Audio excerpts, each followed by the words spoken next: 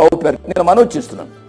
ఆ రీతిగా నులివెచ్చగా ఉన్నావు కాబట్టి ఎటువంటి నింద ఆ సంఘం మీద మోపబడిందో మీరు ఆలోచించాలి.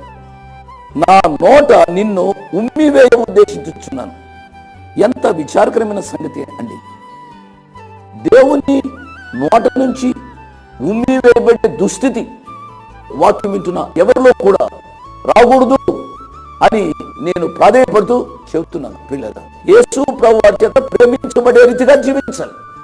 లేకపోతే ఈ రీతిగా టీవీలో వాక్యం చెప్పడం దేనికి, రేడియోలో వాక్యం చెప్పడం దేనికి, ఆదివారం గుళ్ళకు వెళ్ళడం దేనికి? ప్రియులరా, ఈ యొక్క వాక్య పరిచర్య ద్వారా మన జీవితాలు మెరుగుపడాలి.